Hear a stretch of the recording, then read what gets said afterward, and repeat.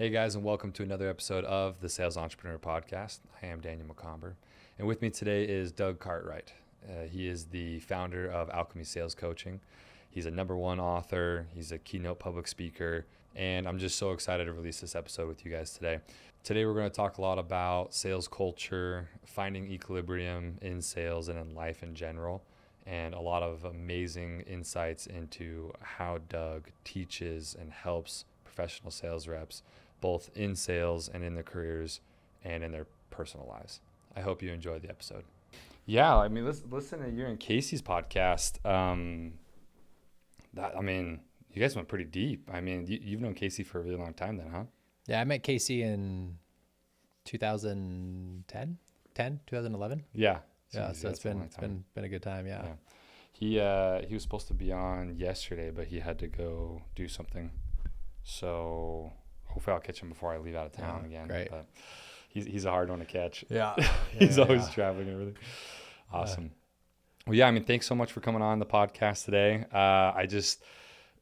I've known about you for years and years when we were at Vivint together, right? So I joined Vivint in 2016. After it was my second summer doing it. And you were even on some of the training videos and stuff like that, right? Yeah, I did a lot of those training videos. It was fun. Yeah, absolutely. You and K-Swiss, K-Swiss was always trying to do something with the video and audio and stuff.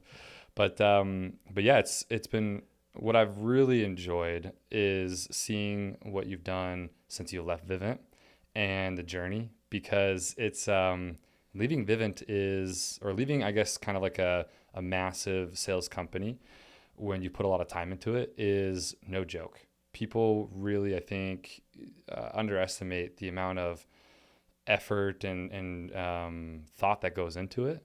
And so leaving is hard enough, and then kind of what to do afterwards is also really difficult. So yeah, I'd love to talk a little about that transition period of yours. Yeah, I think I'm glad you brought that up, because especially in the sales space, as a top performer, anyone who's familiar with Vivint as a whole, or any door-to-door company, it's really easy to attach and tie your identity into that company. And for me, the reason it was so intense was growing up in junior high and high school, I always felt like I was overlooked. I felt like I had a great group of friends, but I was never the most popular kid, or I never had the girlfriend, or I wasn't the star athlete. I was always kind of tier 2, tier 3, kind of in the shadows. Yeah. And Vivint was the first time in my life where I became the guy. Oh, okay. I was okay, now I'm the guy. I'm the top rep. I'm the manager. I'm leading the training videos. It was the first time of really experiencing what it was like to be on the forefront of so it's kind of the outside vindication, the outside admiration it probably helped you on the inside realize, hey, I'm good enough. I'm one of the best, and so forth. Because growing up, it's so tough for kids, because I kind of in the same boat where I look back, I'm like, man, I don't know why I wasn't the most popular, but at the same time, why was that such a big concern of mine, right? And it's really tough because your outside surroundings have such a massive impact on what you think about yourself on the inside.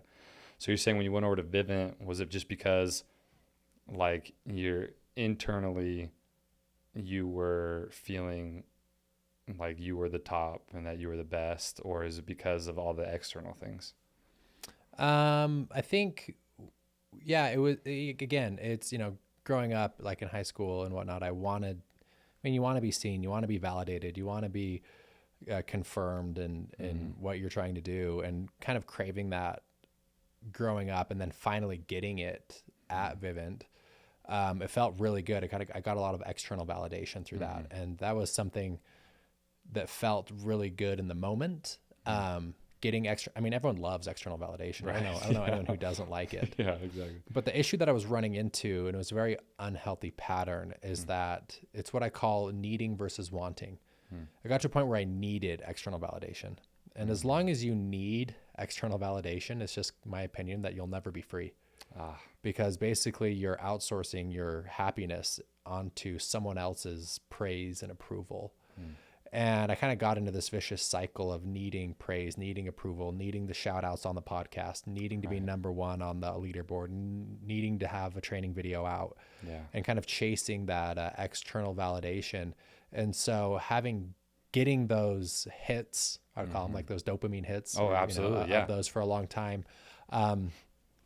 It kind of fuels your ego a little bit, but it's not sustainable on No. like a fulfillment level. And so it was really hard to walk away from Vivint because it was before the transaction. It was still kind of like a lot of the things were happening, like the company still had a lot of momentum.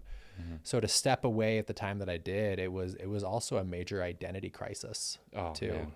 Absolutely. Because I mean, those that know me and have followed my story, when I started doing well at Vivint, I even this is back when Facebook was cool. Yeah. I changed my middle name on Facebook to Vivint. So it was like Doug Vivint Cartwright, and Wow. Yeah, you people joke embraced about it. me. Yeah, they call me DVC. And it was because I was just like so owning Yeah. that thing, owning that label. And so to walk away from it, and I work with a lot of sales reps one-on-one now in a coaching program.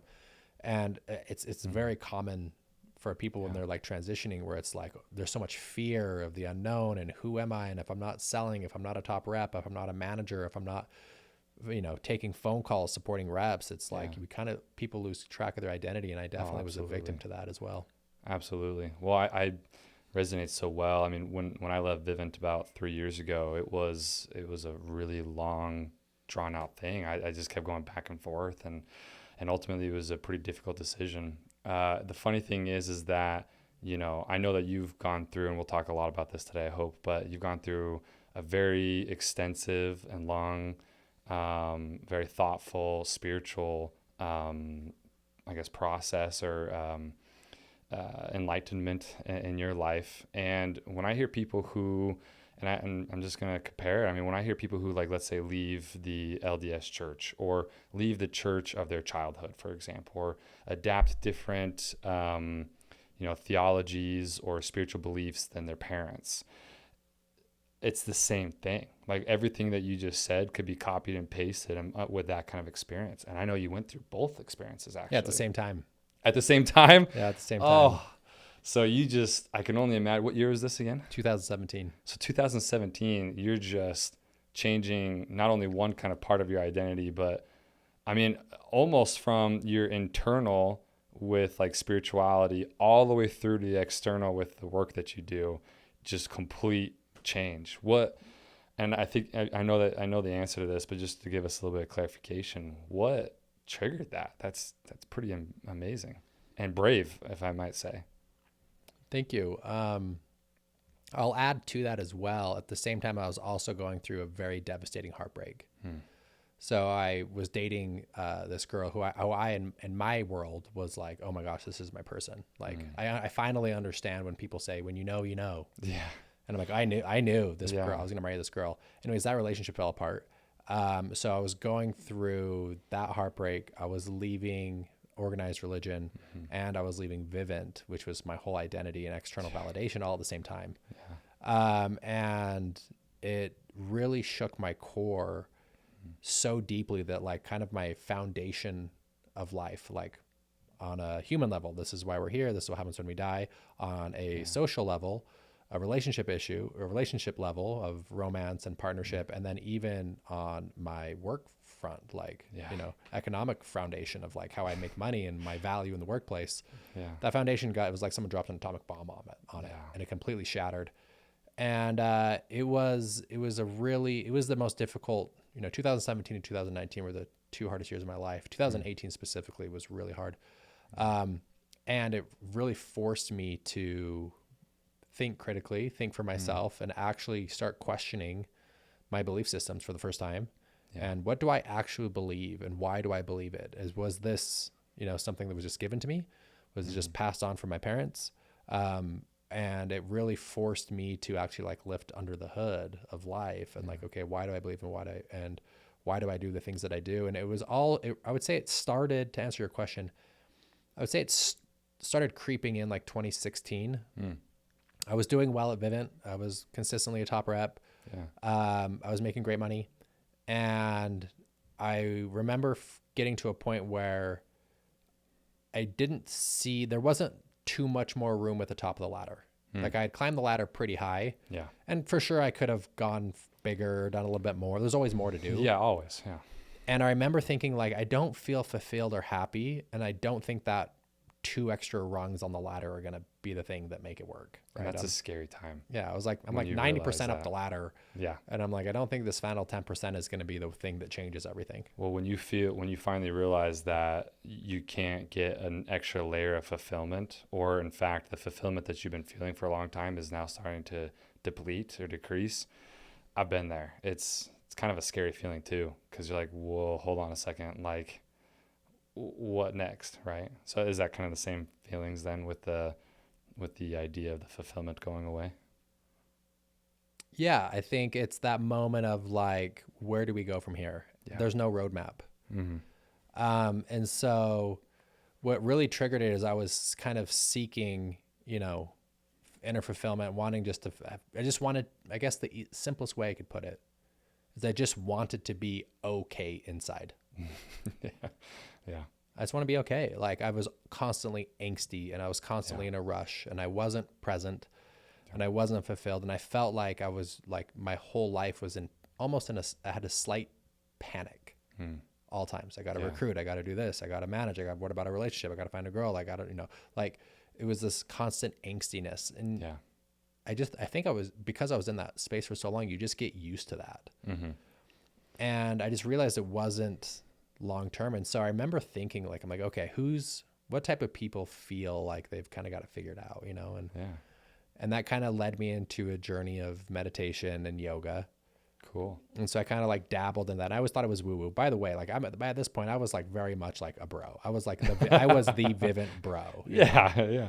I mean, it's in your middle name. Yeah, I mean, I was like a bro. And so to say, the word spirituality, I'd always kind of like roll my eyes and like, whatever, that's weird, Yeah. Like, not for me. Okay, weirdo, But I mean, this is also 2016, 2017. I mean, people really underestimate how like the leaps and bounds that spirituality has come in the mainstream, which is positive and I think also has some negatives, but it's a completely different ball game now than it was back then. So yeah, for you to think, now you said something interesting there. You were curious who were the kinds of people that had that peace and that you're looking for. Was there anyone that kind of stood out, or? And I would add to that, I would say people who were experiencing joy. Just felt like they had a joyful life. And I had some mentors and whatnot, but it was really, as I kind of studied and kind of got into the podcast and reading the books, it was, there's just a lot of talk of mindfulness, and you hear the word mindfulness, and everyone who's listening to this podcast probably has a positive relationship with that word. Yeah. They're like, okay, that's probably a good thing to have into my life, right? Yeah. And so I started meditating, which was, it was a beginner at anything, you're going to suck. And I remember the first time I ever did a meditation practice, I set a timer for 1 minute. And I was like, whoa, that was intense. Yeah. And you're like, am I doing it right? Yeah. Right. And, I remember I went to a yoga class for the first time ever doing yoga. And it was a restorative class, which basically means it's like really slow movements, kind of like vibey lights, good, like calming music, entry level kind of movements. Entry level. You're not going to break a sweat. Okay. Just like deep stretching. Just like a deep kind of relaxing stretch. And I'll never forget, I can picture it perfectly in my head. You get at the end of every yoga class, they have what's called savasana. And savasana is basically where you're just like laying. Yeah. Practically sleeping. In peace. Yeah. You're just laying in peace for, a couple of moments. Yeah. And I remember getting to my first Shavasana class, and, there was candles lit around the room, and there was like spiritual music playing, and the lights were low. I mean, the vibe was set up. And I remember laying in Shavasana, and for a brief moment, my mind stopped. That voice inside your head, that voice that's always talking all the time, right? There's the voice inside your head that's that never stops chattering. Yeah. As you walk down the street, what's that person's name? Oh my gosh, I need to call Carl back. Should I call him right now? Oh, it's probably too late. He's probably at lunch. Should I call him right now? Well, what if I call him and he doesn't answer? Well, I'm going to call him. What am I going to say in my voicemail? Oh my gosh, I got to go pick up the kids from school. Yeah. Okay, I need to go. And then my podcast, that voice that just never stops talking. So I get to Shavasana, and that voice got really, really quiet. Wow. And for a brief moment, it's probably like 2 seconds, it just stopped. And it was like the most peaceful, liberating experience I've ever felt. I was like, whoa. And That's I enough. remember, Yeah. I remember when that class ended, leaning up and thinking, my voice inside my head hasn't stopped talking for the last 10 years, especially when I started working at Vivint. Mm-hmm. And by the way, I love Vivint. I'm so grateful for my time at Me Vivint, too. and it's Yeah. the best thing ever. Absolutely. And because it's competitive, which I love, Yeah. right? There's really no winner at Vivint. It's so competitive, and you can always recruit, and you can always sell, and you can always be doing something, right? Mm-hmm. As an entrepreneur, like you're never off the clock. Yeah. Which is a pro Yeah. because then like there is competition, but at the same time it's very healthy competition. The thing is you get people like with certain personality types, like myself and you, who it's not I can't really blame the structure. I think the structure was really good. It's man, I was plugged into that machine too, and it was like I got to make dream team. I got to do this. I got to do that. And that I realized now it's my personality type, and it was also my ADD brain, for example, going crazy. And so yeah, for some people they're able to regulate themselves within an industry like that. Same thing like with organized religion, right? There's some people that are so extreme in it, and there's some people that take it in moderation. And so I think the biggest thing, and I think we're going to touch on this a little bit later, but just knowing oneself and knowing your own mind and how it works and being able to recognize these things and how you act in different environments is that kind of clarity. At least it's what's brought me the most clarity. And it sounds like that's what you started getting to, where you're like, my brain can work differently, and it's not working too great where I'm at Vivint. Does that sound about right? I wouldn't say it's not working great. Mm-hmm. I would say that it was just in hyperdrive. Yeah. It was just like pedal to the metal all the way, and it was just exhausted. Yeah. And on a spiritual term, I call it the Taoism. What the Taoism basically is, first off, you can't define the Tao. It's an impossible word to define, but it's basically finding healthy equilibrium. And in your words, self-regulation. And I was very just dysregulated. Yeah. Right? I was very much out of Most people are dysregulated. Yeah. And finding that brief moment of Taoism or centeredness, whatever word you want to use. Yeah. I was on a mission. I'm like, how do I get back here? Like, if I can get to that place, then like, it really doesn't matter what's going on externally, because that was that feeling of I'm okay inside. Yeah. And so post that experience, I was just really open to a lot of other modalities and curious of what else was out there. And so it really like led me on a journey that eventually led me to, yoga, meditation, breath work, and then really doing a very deep dive in the psychedelic medicine space, which was really, really profound for me. And, I always want to preface every time I'm on a podcast, I am no expert. I'm not a doctor. I'm not a scientist. Don't take my advice. Yeah, on you're any not of this. Huberman in here. This is just my personal experience. And I was really lucky in having done the research on, my research on these compounds, these psychedelic compounds. It was very compelling to give it to try it and to dive into that place. And my work, especially like with ayahuasca, is, it's been completely changed my life and very transformative at my core. And I would say, the outcome is equilibrium, like finding emotional self-regulation. And a common concern I feel like I hear is like, oh my gosh, okay, if I get, I know this is the sales entrepreneurship podcast, and there's a fear of, okay, if I get into yoga and meditation, and let's say I do, plant medicine, I'm just going to become too woo-woo, and I'm going to lose my drive, and I'm going to lose my edge, and I'm not going to have that, competitive spirit anymore. When in the reality, the exact opposite is true. Wow.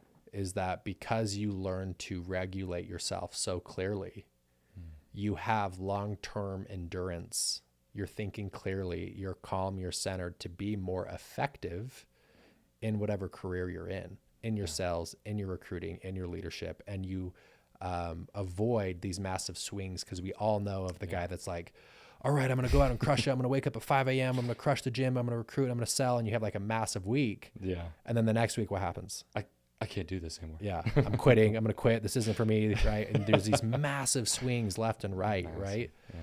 And the reality is, if you can learn to regulate yourself emotionally, and you don't need Yeah. psychedelics for it, but that was the way I went. Yeah. If you can learn to regulate yourself, Mm-hmm. right, it gives you so much more energy than you realize, because you're not using your energy to resist or push away or override, right? You're using your energy to work with your life, and it gives you long-term endurance. And, one of my favorite concepts is anxious, stressed out people make poor decisions. Yeah. If you're anxious and stressed out, you're not going to be very effective in decision making. Well, it's the crazy thing as well is that you hear people, the desperate salesman has hungry kids, right? Or like the, desperate sales reps are the most dangerous sales reps you could possibly have. Well, the thing is I agree with that, but I 100% agree with what you just said. It's not always just the desperate ones, because you can have money, you can have great money, but the desperate for validation, desperate for, competition, drive, whatnot, or what I think a lot of times it is that it's this desperation for equilibrium. They have no idea what they're missing in their life, how to get it, and they're only hearing one voice, the voice of push harder, work harder, and you'll get validation and you'll be happier. You need the other voice, right? Your inner voice in your head, kind of checking and balancing these things. But I think the most dangerous is when they grasp onto the idea that all of their problems will be solved if they just keep pushing harder and working harder, and they get stressed out and they get anxious, and they feel, oh my gosh, if I don't make this sale, then it's going to mean X, Y, and Z, and then people aren't going to love me, right? I'm not going to feel validated. I'm not going to feel loved by a team, because that's ultimately, I think, the motivating driver behind a lot of what people do and their actions. And so it's tough. It's tough to teach equilibrium, or to teach balance in life. And something that I've been doing this year, I'll hit more on this later, but I 100% agree with what you're saying. Out of curiosity, if I can go back just a minute, how did you allow yourself to be open to the idea of psychedelics and like Eastern philosophies or medication or medicine, or I guess even Southern medicine? Because growing up the way that, now we had pretty different childhoods, but also kind of similar, like in the church and so forth. I know that when I started kind of challenging my faiths and beliefs, it was a long process, because I'd revert back to, oh no, I shouldn't be looking at, ayahuasca. I should be going back, and this isn't good. What's coming up for me is feeling a lot of gratitude for my father. My father was Mormon, but he left the church when I was 1 year old. Oh. So I was raised in a home that wasn't like really intensely strict LDS. My mother is a very devout Mormon. She works for the church. She's very Christ-like. She's beautiful, beautiful soul. My dad wasn't active in the church, but had a deep respect for my mom and her beliefs. While I was raised, my dad always taught me to be open-minded. Wow. And to, he always, like, for the memory that's popping in my head right now is, when you see like a commercial for a new movie, Yeah. and they'll do the movie trailer, and at the end it'll say, they'll have the credits, right? Like it'll have like a blurb about it, or, to validate it. So best movie of the summer, right? Right. Yeah. And then there's a little name underneath it of like who said that quote. Yeah. And I remember growing up, and we'd see like the previews for movies, and my dad would always be like, hey, see how small that little person's name is? It's probably because they're not a very credible person. Wow. And he would point out like, hey, you got to check the fine print, like see who's actually the one giving these quotes. Yeah. And he always would question us like, hey, if we read an article, it's like, well, where did you read it from? Have you done any research on the person who wrote the article? Like, who's actually the one promoting this information? And do they have a conflict of interest in this report? Yeah. And so growing up, I was always kind of questioning whatever information was coming out. If an article came out, who posted it? Who is the person who posted it? What's their interest? Why would they post it? Do they have an incentive to post this, right? Yeah. So that was kind of a part of my childhood. Yeah. Critical thinking. Yeah, very critical thinking. And so to answer your question, I don't think there was a part of me that needed to allow myself to look that way, because I was raised with the insights and understandings to kind of question and critically think anyways. Wow. And so when I was doing my research on the psychedelic space, everything that I was going through, I believed, were credible sources that I felt were distinguished and reputable.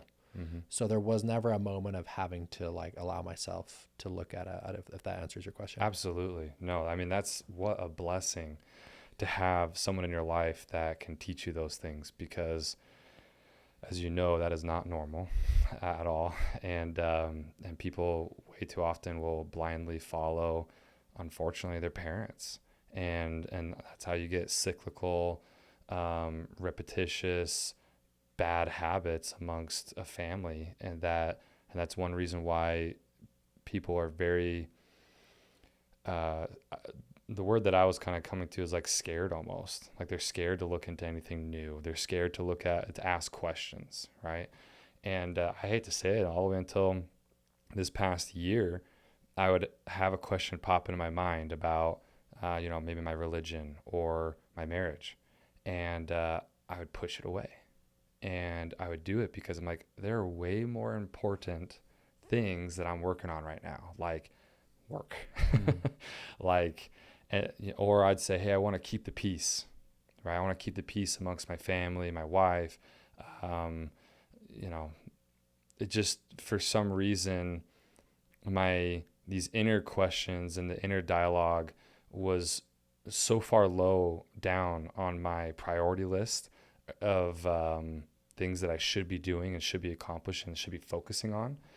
And it took all the way until last year when I joined a coaching group that I finally started opening up. And frankly, I'm very grateful for the coaching group that I do have, because it's not only just a coach one-on-one, but it's also a group of 50 guys.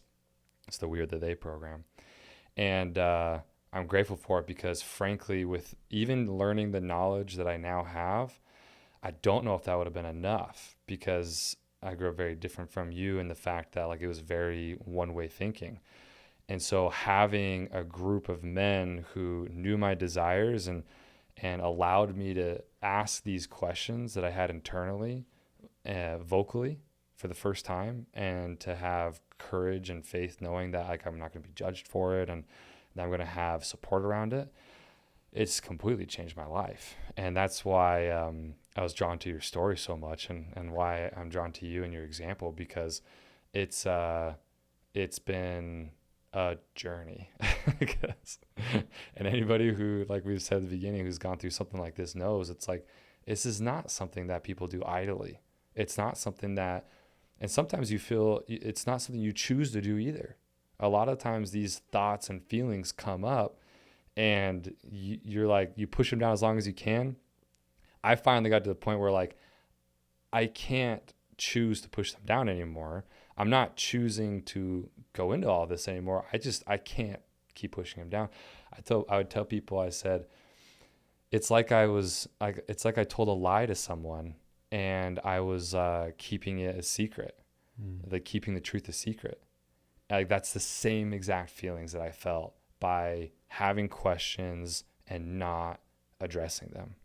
And so I think it's a huge blessing that maybe you didn't have to go through that little small aspect of it, I suppose. But you're so you start diving into the research behind it, and then you said you also had some examples close to you who had experience with it as well, and they were good experiences, I'm sure. Yeah, everyone at the time, this is 2017, that I had talked about who had the experience mentioned very similar patterns of, it's incredibly difficult. It's very overwhelming. Mm-hmm. It's unlike anything you could ever possibly talk about or imagine. Yeah. And on the other side of it is, insights and clarity on potential patterns you're running in your life or trauma experiences that are still affecting you. And it just kind of helps you navigate those in a very healthy way. And so the only way I can describe it is I just felt this feeling inside my gut, like this knowingness, like, oh, I have to do this. It was Hmm. almost like a calling. I felt Yeah. like a calling. And I went, and that was really difficult on the external because at the time I was like a Vivint and I was the guy, and Right. Yeah. a lot of the leadership in that company are active LDS, and so word kind of got out that I was doing this, and I felt like I got outcasted from my company. People are like, "Oh, Doug's Wow. crazy. He's doing drugs. He lost his mind. He's Yeah. like whatever." And so, but I knew I was following my truth, Hmm. and there was a lot of loneliness that came Yeah. with that post. But the lesson learning from that is if you are true and honest and in alignment with your true self, that's where actually true confidence comes from. Wow. And the confidence given in my life to like continuously following my own path, and having the courage to continue to do so has never led me astray. Wow. I love that. So it's not, I mean, you had the feelings of loneliness, but you also had a heightened confidence as well, which Yeah. I'm guessing that feeling of confidence and inner peace was for probably the first time a lot louder than the loneliness or the disparaging thoughts and feelings you had from the company. Yeah. It was the only way to describe it, I guess. It was just like this knowingness that I'm doing the right thing Yeah. for me, Yeah. right? Not for anyone else. I'm living my life for me. Hmm. And this is my experience, and I can live it however I want. And I just had this knowingness that this is the path I needed to take, Yeah. regardless of what everyone else, said. And luckily along the way, and I know you listened to my podcast with Casey last week, but, he was someone who showed up and supported me through that, and that was really helpful. And I needed that in that moment. And now, I feel like my like psychedelic exploration is kind of over. I don't really experiment that often, Yeah. if at all, in that space. But it was an important time. It was an important part of my life, and I needed to go through that, and gave me a lot of the insight in the direction that I take today. And, Yeah. it really has helped me make me the man I am today. I love that. Well, if you don't mind getting into a little bit of details about the process of leaving Vivint, because that's a huge transition thing that I think a lot of people have a hard time with. I mean, you obviously really successful there for quite a few years, and so you build up a nest egg. I mean, you probably invested in different like what real estate, I'm guessing, or with other people. So you have a sense of, I imagine, a sense of security financially, but the biggest question people have is, what else am I going to do? Because, I mean, when you're in that space for so long, you're like, well, door to door, if I'm going to be anywhere, Vivint's the place to be. Or whatever company you're at, you've convinced yourself that that's the place to be. So if you want to leave the company or change something new, they're like, okay, well, I guess I'm leaving door to door and this company. What now? If you don't mind going through that process, maybe the mental process and the physical things that you did. Yeah. So what's exciting today is I own a company called Alchemy Sales Coaching.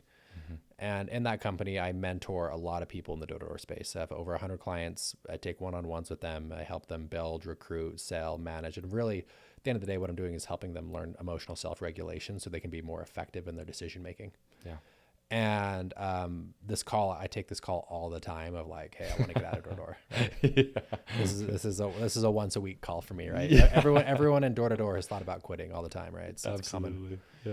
And the advice I would have, as having been in and around the industry for 15 years, Mm-hmm. there's only one time where you should leave door to door. And that's because you absolutely have to. And what I mean by that is that there's something else, a new project, a new opportunity, a new career move that is literally pulling you off the doors. It's consuming, you're excited, you can't stop thinking about it. It's like ruminating in your thoughts. It's creeping in, and it's actually, it will come and take you off the doors. Wow. And until you get there, in my experience, there's really no better opportunity than in door to door, right? Is it insanely difficult, and is it going to make you question your existence as a human being? Yes. Yeah. Are you going to cry on the doors? Probably. You should. Yeah. You're not probably doing it right. And that's the payoff, right? It's an incredibly difficult job. And there's, given the state of the economy and in the world right now, there's very few better opportunities that anyone can kind of just start tomorrow in. Yeah. And so my advice to anyone who is wanting to get off the doors, I would say you get off the doors because another opportunity actually comes and gets you off the doors. And you have to leave the doors because this other opportunity. I've just seen it time and time again where people are like, I'm so exhausted. I'm so tired. And what is that really? I haven't been able to regulate my emotions. I haven't been able to self-regulate, and the swings are so intense that I'm so exhausted that I'm going to go and try and force and will myself into something else. And so they leave and they're excited and they have relief. Yeah. And then 2 months later, they look at their bank account and they're like, I got to get back on the doors. And so we start swinging. So again, to reemphasize here, Dan, the I'll say this as clearly as I can say. If I had the world's attention, this is what I would say. The most important thing you can do in your entire life is learning to self-regulate. What does that mean? It means every single one of us has blockages inside of us. Fear, trauma, anxiety, frustration, disappointment, lack of self-worth from all of our experiences in our life, from childhood, from the heartbreak to when our dad told us we were a loser, to when our teacher said we'd never amount to anything, to us not getting picked on the 4th grade soccer team, right? All of these blockages pile up and we store them inside of us. And those blockages, there's an energy source inside of us that wants to express itself and it can't because we have these blockages, which then dysregulates our emotions. So we swing left and we swing right, or I'll just, I'll David Goggins it and go super hard and override it. And we know what happens when you override it. When you suppress it, to your point, you suppress it, you push it down, you push it down, you push it down, you push it down. If you push it down for long enough, it pops. Yeah. So when I mean emotional self-regulation, I actually have a tool to how to regulate it in a very simple way. And anyone can do. It's it's going to sound too easy. Yeah. But if you can learn to do this, it'll change everything. So first step is when you are feeling anxiety, you're feeling fear, you're feeling overwhelm. Step number 1 is to relax. Relax your body. Yeah. Relax your neck. Relax your shoulders. Relax your chest. Right? And science says that if you do a physiological sigh, right? What is that? This is in the moment. Physiological sigh is full inhale through your nose. And when you get to the very top, do one more little inhale. And then as if you're blowing out a straw, you release all of the air. That'll help. That'll take 30% of the edge off instantly. Wow. Yeah. So you do that. You relax, physiological sigh, and then you tell yourself, I can handle this. I am okay with feeling anxious. I am anxious. That's okay. I can work with it. And here's the difference. I can work with this discomfort, not against it, not running from it, not distracting yourself, not avoiding it by vaping or nicotine or porn or alcohol or drugs.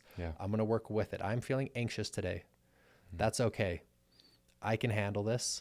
I can keep going with my anxiety.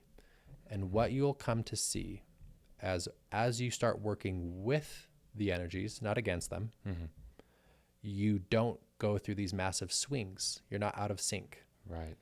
And keep in mind, when these anxieties come up, it's because you stored these are your blockages that you stored with pain. Like, I'm not enough because in 4th grade, I didn't get picked for the soccer team. Because you stored them with pain, they're going to come up with pain. So it's going to be uncomfortable. It's going to be very uncomfortable when it comes up. If you can sit with them, if you can work with them, not against them, slowly over time, you continue to relax, you continue to release, you continue to sit with it, they slowly go away. And what most human beings don't realize, and this is like the greatest secret, is behind the blockages, behind the fear, behind the self-doubt, behind all of these things that are blocking your energy, is like an infinite pool of energy, of love and enthusiasm, of joy and excitement. And that becomes your natural state. Wow. It's 2:00 on a Tuesday. You're driving down the street and you're just filled with enthusiasm and joy and love because it's Tuesday at 2. Wow. And a lot of people never get to touch that. And so that's what I'm really trying to teach within Alchemy is like, how can we get to those states? Because if my natural state, and here's again, if my natural state is joy, enthusiasm, excitement, I can knock doors from 9 a.m. to 9 p.m. for 365 days in a row. And I can still come home and have a beautiful, meaningful relationship with my wife and kids. Yeah. And I'm not out of balance. You have more energy. You're more sharp. You're more intuitive. You're more creative. You're more inspired. You're more likely to take risks. It makes you a better entrepreneur, husband, father, wife, daughter, brother, human being. Absolutely. No, I love that. I love how you focus first on like the physical, like physically just get yourself in the right place. And then you start talking to yourself mentally. And then you do like a little, mini breathwork session, right? And there's so much that I've been loving the breathwork sessions that I've been doing recently. And it's just been fantastic. And holy cow, the science behind it is phenomenal too. And so something as simple as that, any sales rep can adapt that. And then there's so much more to each one of those steps, isn't there? Like physically helping yourself relax, mentally telling yourself you're okay, affirmations and so forth. Yeah. And then there's so much more into like the breathwork side of things to emotionally regulate yourself too. Yeah. I mean, it's as simple as this, Dan. It's relax, Mm-hmm. release, and then you tell yourself, I can handle this.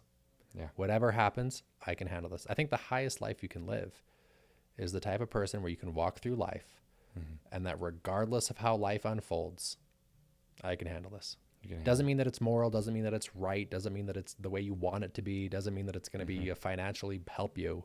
Yeah. But the point you want to get to in your life is you can get to a point where if my business shuts down tomorrow and my best friend dies and I lose my entire family and everyone I know dies and the economy goes bankrupt and I lose both of my legs and I get put into a jail cell, I can handle that. Yeah.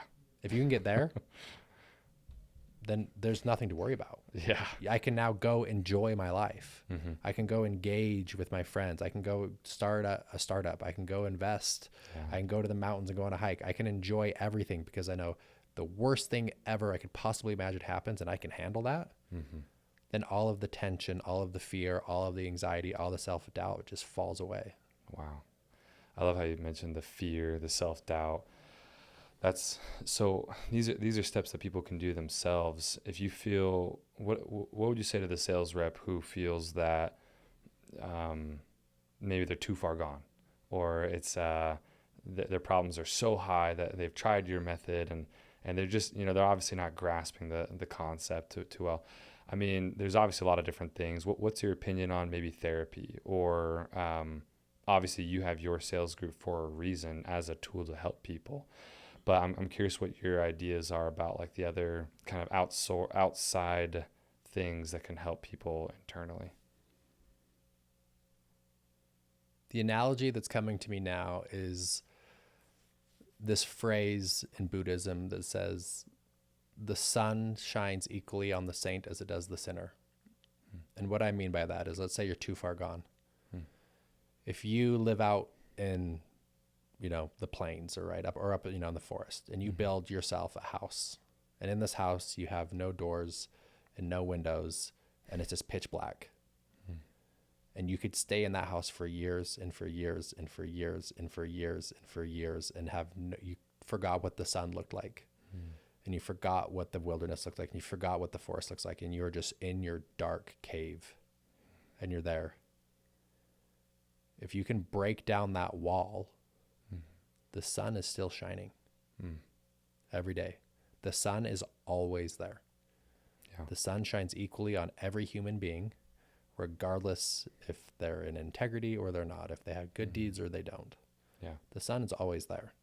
And I use that analogy of whatever word you want to use, God or the universe or the divine or the spirit or whatever, universal consciousness, whatever you want to call it, right?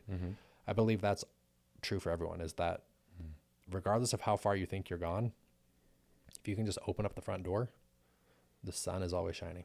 Wow. Yeah.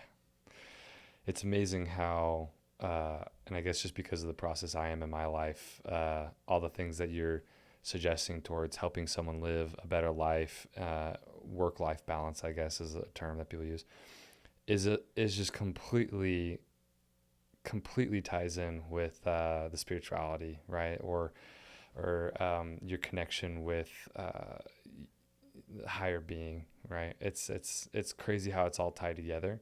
Whereas people like to compartmentalize religion and spirituality and work and family.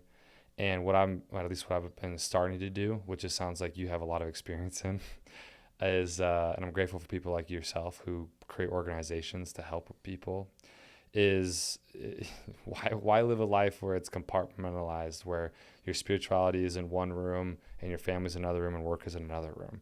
Isn't the goal to have a big open space where all of these things can coexist, and that becomes you, your person, who you are? Isn't that the idea? Let me sit with that for a sec. So I think I'll start off by saying this. I am open to the idea that if I die, or when I die, because I will die, when I die, that this whole experience could have been a 1 in a trillion chance of scientific evolution. Yeah. And the lights go out forever. Mm-hmm. I'm also open to the idea that Mormonism was right and I blew it. Open to that. Yeah. I'm also open to the idea that there is a universal creator and consciousness that loves me, right? I'm open to all of it. I have no idea. I have no idea what's going on. Yeah. I don't have the answers. I'm open to all of it. Mm-hmm. What I do know is that I'm going to die. You're going to die. I'm going to die. Everyone who's listening to this podcast is going to die. Everyone we love and care about is going to die. All of our pets are going to die. Everyone in our cities are going to die. Statistically speaking, we've got about 80 years. Right. So we have this moment in between our birth and our death that we can kind of do whatever we want. Yeah.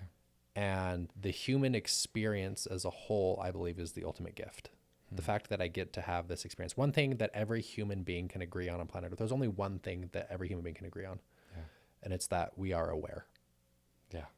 We are all aware that that we have awareness. Yeah.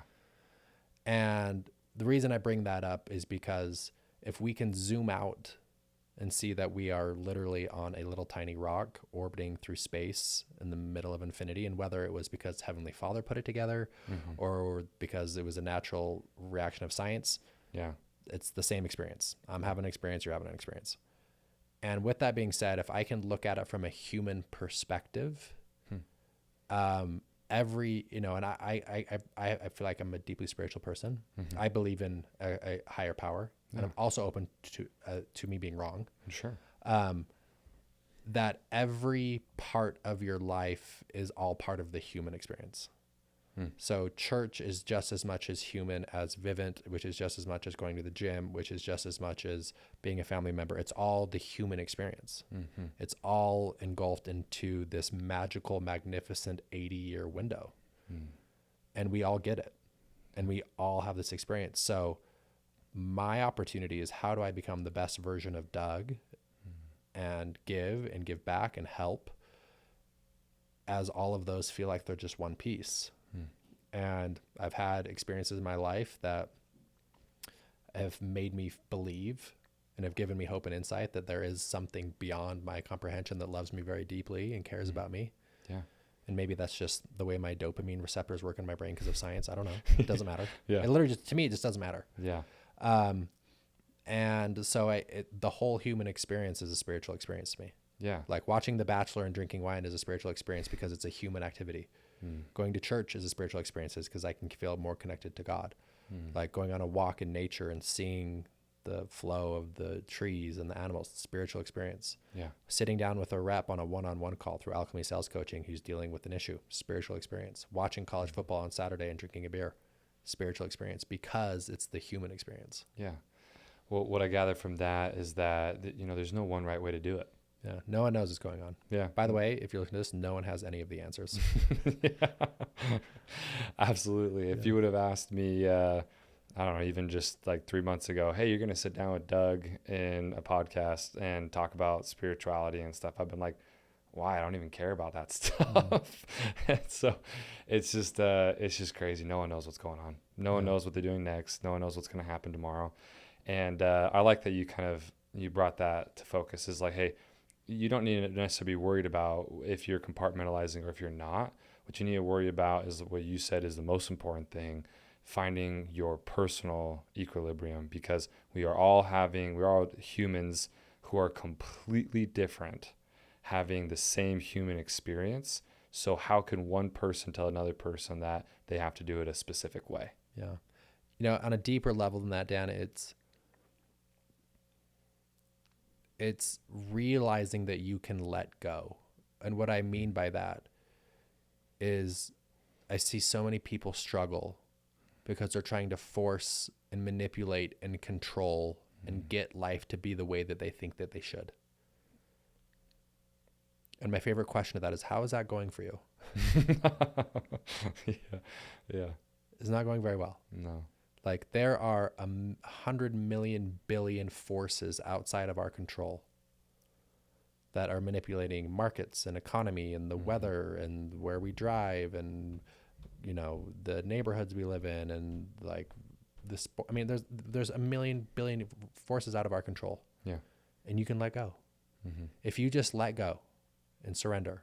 And surrender doesn't mean quit. Surrender doesn't mean giving up. It doesn't mean surrendering your will to someone. It doesn't mean stop working. It just means if you can just let go of the desire and the need to manipulate and control the world, life is still going to unfold. Yeah. And your job is to respond to it, not react. Reacting is usually, I'm emotionally triggered, and I'm going to react from that emotional state, not respond. I'm going to stay cool, calm, collected. I'm going to take a deep breath in. I'm going to relax and release. I'm going to tell myself I can handle this. And then from a calm state, I'm going to respond. And you just do that over and over and over again, and life will just kind of unfold for you. I love that idea of reacting versus responding, right? Yeah. Reacting is the sense of acting out of control, and responding is acting in control. Well, think about it this way, right? If I'm reacting, what that means is something happened and I'm not okay. Yeah. And I want to be okay. So I'm going to try so when I say not okay, that you're anxious, you're frustrated, you're angry, you're sad, that's uncomfortable. I don't like to be uncomfortable. So what can I do? How can I force my will onto this experience so that my comfort will come back? Yeah. That's what reacting is. And it's putting your comfort and your feelings above everything else in that situation. That's why I say it's the most important thing you can do is learning emotional self-regulation. Yeah. Right? Doesn't mean that we don't help. Doesn't mean that we don't respond. Doesn't mean that we don't, try and help the situation the best that we can. Doesn't mean we don't give our best effort. But before you can engage in something to really help the experience, to really provide value to a rep, to your wife, to whatever it may be, you have got to be able to handle it first. My favorite analogy, let's say me and you, we go rock climbing. Yeah. And for whatever reason, for the sake of the conversation, you can't handle blood. You just can't handle it. Like, if I see it, I faint. I'm going to throw up. Like, I'm going to I get queasy and I might faint. And if we're rock climbing and I fall and I snap my ankle and I've got blood gushing out of my ankle and I need you to give me a brace, and if you can't handle it, we're not in a good spot. Yeah. We're just not going to do very well. I'm not okay. You're not okay. And you're not going to be able to help me the way that I need help. Yeah. Who I need in that situation is someone who can handle blood. I'm severely damaged. It's going to ruin our day. I'm going to be on crutches for a long time. I might need surgery. It's not going to be pleasant. Yeah. But in that moment, I need someone who can handle it. Right? And if you can't handle blood, both of us are in trouble. Right. Right? And so you can use that analogy about, I need this person to like me. I need my wife to behave a certain way. I need my kids to be a certain way. And if they're not, I'm not going to be okay. That thing happens. You can't handle it. I don't want to know what you're going to do in that situation, but I can tell you what, it's not going to be helpful. That's right. Yeah. It's kind of the idea of you never know what's going to happen in life. So might as well get yourself to a point where you feel prepared to be able to take on anything, like you were talking about before. I love that. And you can just execute so much more efficiently. Like, one thing for sure, we're always going to have problems in life. Yeah. There's always going to be something really difficult in your business or in your relationship, right? That's going to require focus and attention and critical thinking and problem solving. Yeah. Again, this doesn't mean we just chill and kick back and we're content with everything. Yeah. No, it just means that, okay, I have a very difficult problem ahead that's creating some stress. I can handle my stress. Now I'm going to go engage in building through marketing or finance or accounting or whatever to build my business. Yeah. I can handle that. Yeah. I can handle working with this stress. I can handle working with this anxiety. I can go knock doors knowing that I'm behind on my numbers and it's 110 degrees. And the last lady I just talked to said she's going to call the cops. Right. I can handle that. And then my 2 jobs yesterday canceled. I can handle that. Yeah. I can keep going. Absolutely. Yeah. It's the idea of knowing that you know what your goals are and you know what you kind of want the end destination to be, but being perfectly fine with a different outcome happening. Yeah. Big goals held loosely. Yeah. One thing that I've been talking about goals with people a lot, and I guess I need to find some science to kind of back some of the stuff, this idea where I feel like setting long-term goals held too tightly, like you just said there. I like that phrase. Is so detrimental to our growth, and I know that's like a kind of not common, but it's the idea of people change more than they think too. I greatly believe that you go through more changes just with the way you think, physical changes too. You go through so many changes, but if you have like this long-term goal that you're holding on to too tightly, or maybe this bad habit that you're holding on to too tightly, that you just, one, you never recognize the changes that you're going through, and two, you're not allowing yourself to see all the different opportunities that are unfolding, Yeah. because you're becoming a different person almost on a daily basis with the Yeah. different people you react with, I think. Yeah. I think overall goals are good. Mm-hmm. I'm not like the biggest diehard goal guy. The way Yeah. I reference it, and I do journal, and I would say it's more of a sense of direction. Hmm. I want to start moving in this direction Yes. of making 100 million in real estate. I'm going to Yes. move in that direction. And what does that look like? And what you got to realize too, if you start walking that path, Mm-hmm. life will naturally give you opportunities and give you the present in front of you what your next action should be. Yeah. And a lot of us, we kind of just aim too low and we get so fixated on this low thing. But what you realize, like if you would have told me in 2010 that, hey, by starting to work for Vivint and going out this summer, you're then going to own a multi-million-dollar sales coaching company. Yeah. Like I would have missed the point. Like there's no way. Yeah. There's no way I could have ever guessed that. Right. Yeah. And so, one of my favorite quotes is from Rumi, and he says, once you start walking, the path will appear. Mm-hmm. Once you start walking, the path will appear. So it's good to set benchmarks or a sense of direction of a goal. I want to lose this much weight at this time. And that's good to start walking towards that path. And once you'll come to realize is once you start walking that path, if you can keep an open mind, you're going to have pivot points. It's going to change directions. It's going to adjust. And it's usually, if you can just let go and surrender and allow life to unfold naturally, it usually takes you somewhere way better, way more beautiful, way more loving and expansive and exciting than you could ever imagine. Well, it's kind of the idea versus like pulling things towards you versus like walking in the direction and letting things come to you in a weird way. And I've heard positive things about both. Like, if you start taking action, you're pulling experiences towards you. There's a lot of different ways to look at it, and there's a book, what's it called? It's How to Become Rich, I think is what it is. It's an older book, but it's like the psychology behind becoming wealthy. And it's a very interesting book, and there's some things I agree with it and some things I don't, but it talks about the idea where when you put a thought out into substance and you start thinking in that direction, the substance is naturally going to be drawn towards you as if you're pulling it towards you. Something that I've been looking at. I think I actually have a good example I can share with my personal life that just happened yesterday. Yeah. We talk about surrender, and I really want to like hammer this in, is that surrender does not mean not taking action. Mm-hmm. It just means relax and allow life to unfold and the opportunities to present themselves. And then when they do, you got to take massive action. Yeah. Prime example.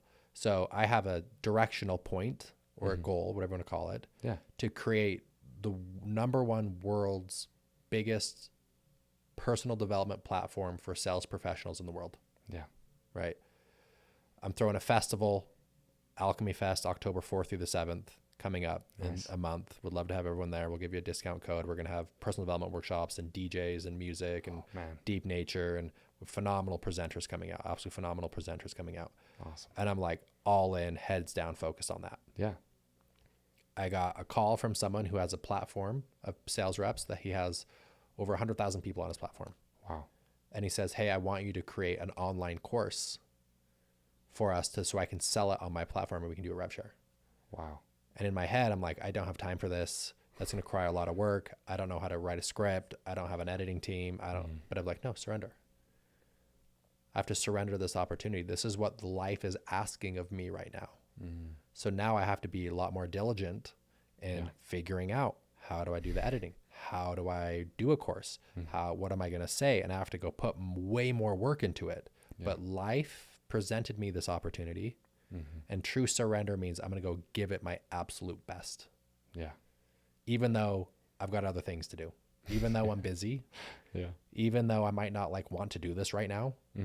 Right. But it's like, oh, that's surrender. Okay. I'm going to surrender to this opportunity because this is in my highest and best good. I love that. So that is what surrender is. Yeah. It's not quit, give up. It means I'm not going to try and force the world to be a certain way. When an opportunity comes, I got to go give it my best. Give it your all. And I think that's another thing too, is that you weren't necessarily looking for that other opportunity, right?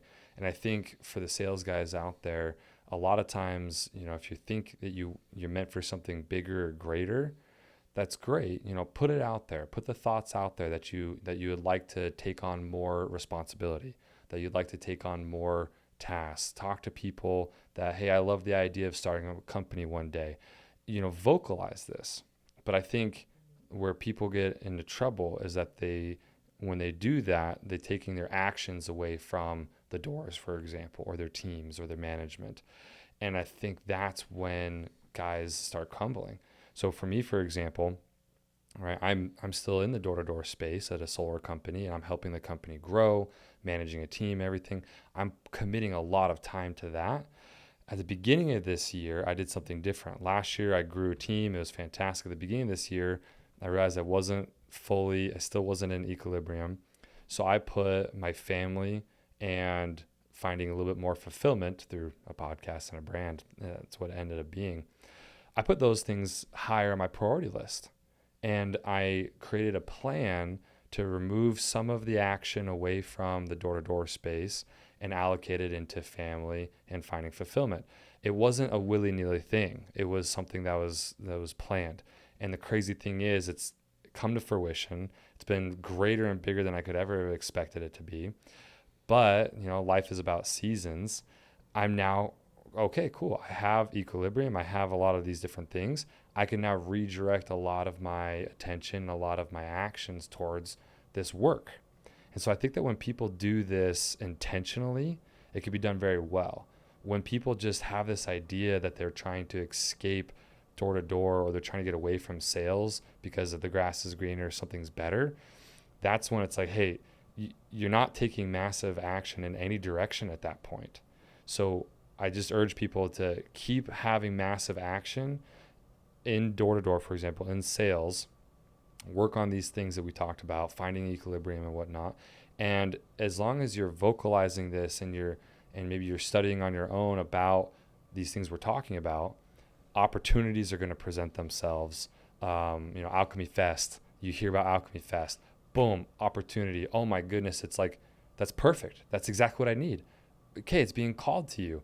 Allocate, remove some of the time and attention you have towards sales and focus it into, getting ready for this fest and learning the most that you can, being prepared. And then after the fest, dissecting what you learned and applying it to your life. Okay, cool. You're still taking massive action, but it's in a specific direction. Yeah.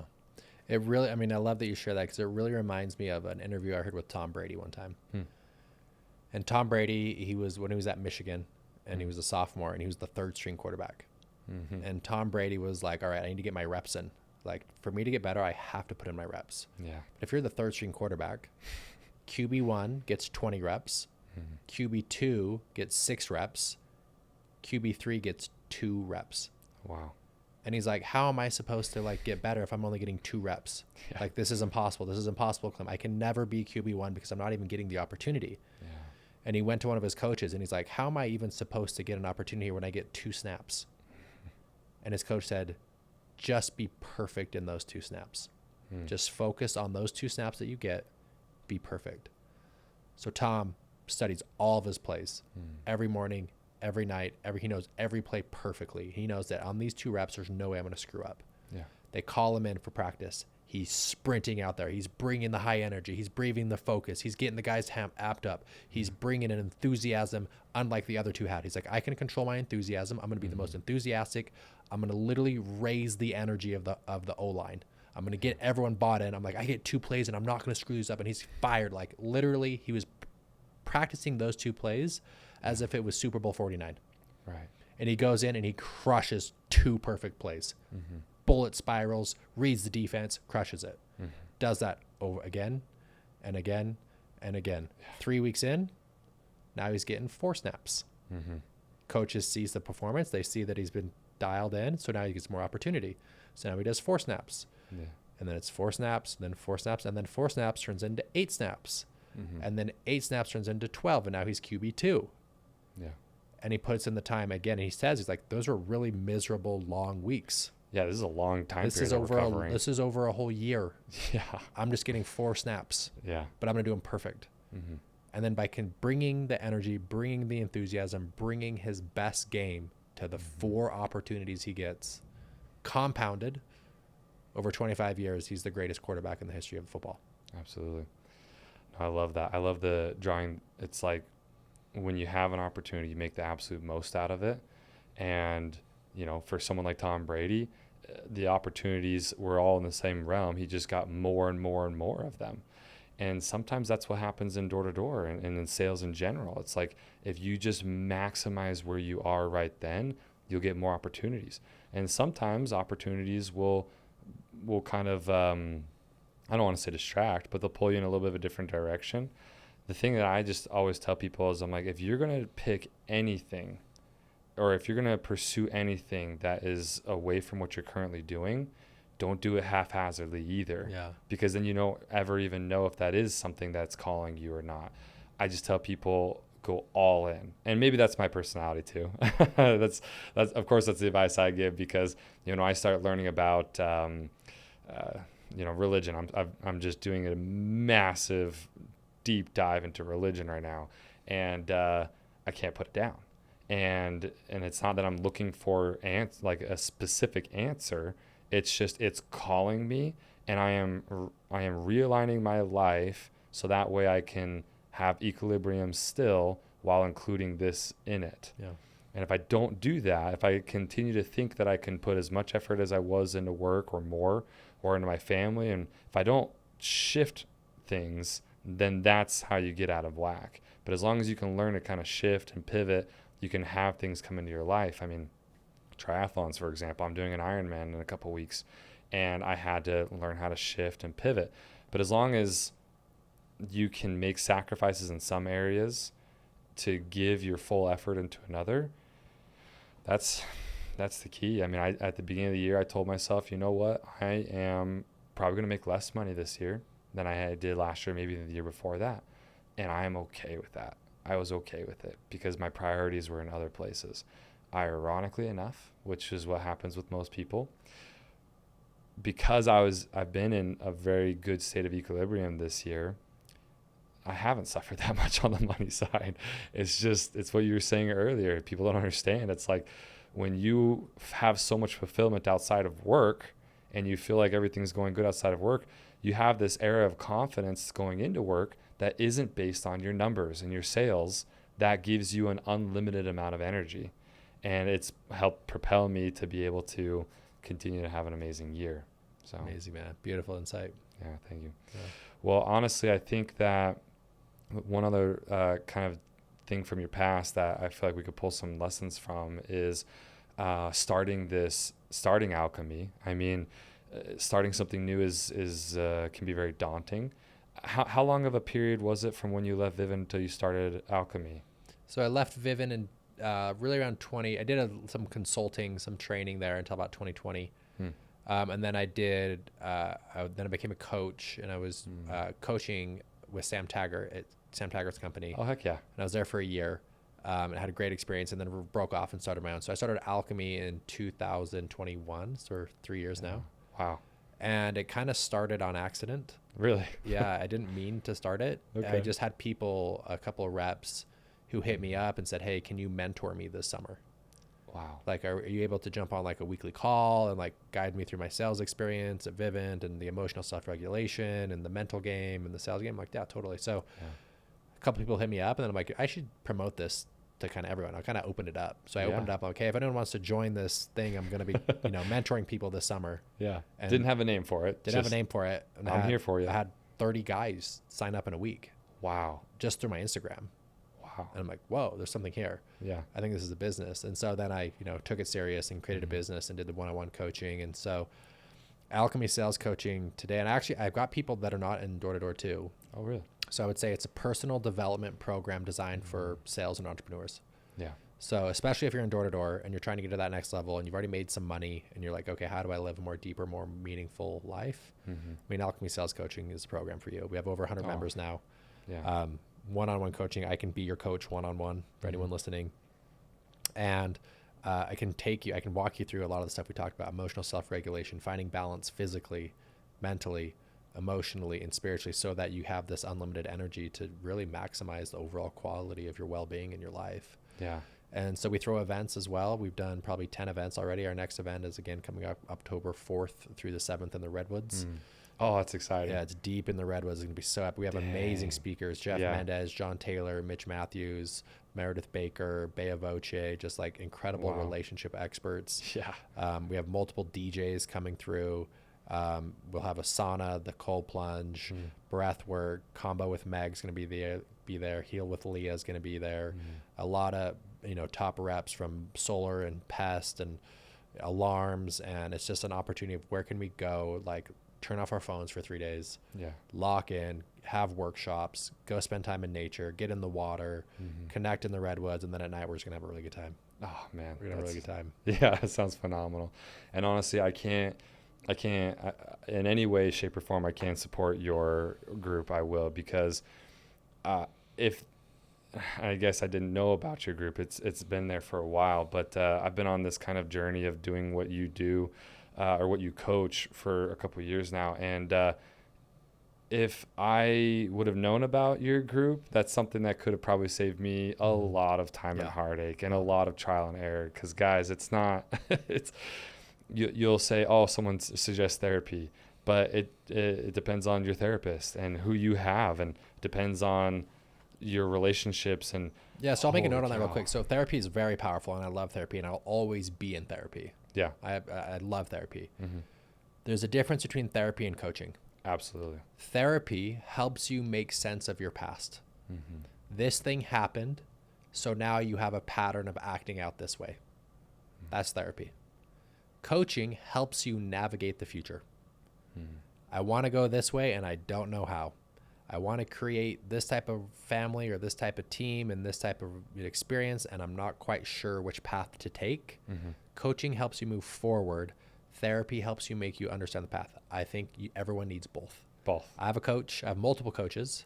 I have a relationship coach. I have a business coach. I have a finance coach. I also have a therapist. Yeah. Right. Yeah.